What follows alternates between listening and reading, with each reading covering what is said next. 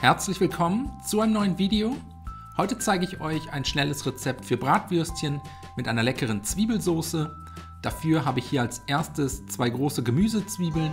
Einfach abziehen und in dünne Streifen schneiden.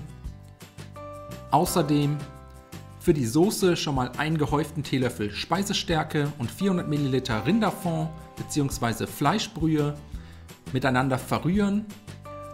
Anschließend kurz zur Seite stellen und wenn das erledigt ist, eine große Pfanne mit einem Schuss Öl erhitzen. Dann kommen die Bratwürstchen in die Pfanne. Ich habe hier kleine grobe Bratwürstchen, das funktioniert aber auch mit feiner Bratwurst oder Bratwurstschnecken. Die Würstchen von beiden Seiten bei mittlerer Hitze für 3 bis 4 Minuten je Seite anbraten, einmal wenden. Und sobald die Würstchen von beiden Seiten eine schöne goldbraune Farbe haben, aus der Pfanne heben und kurz zur Seite stellen.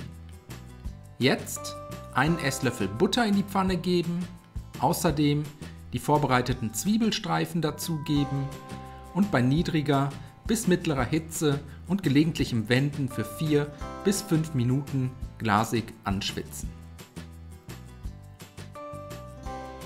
Wenn das erledigt ist, einen gehäuften Esslöffel Tomatenmark dazugeben, das Tomatenmark unterrühren, kurz mit anschwitzen und dann alles mit etwas Salz und frisch gemahlenem Pfeffer würzen.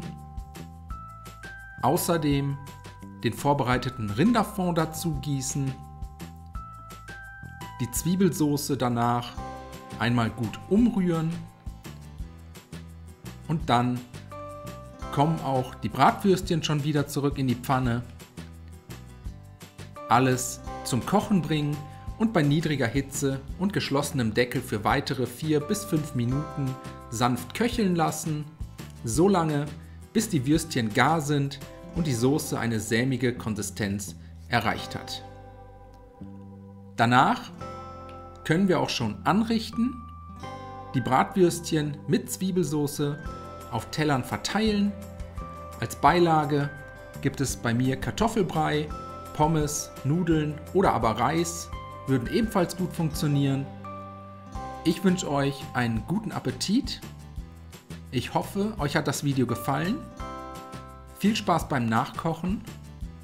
Bis zum nächsten Mal.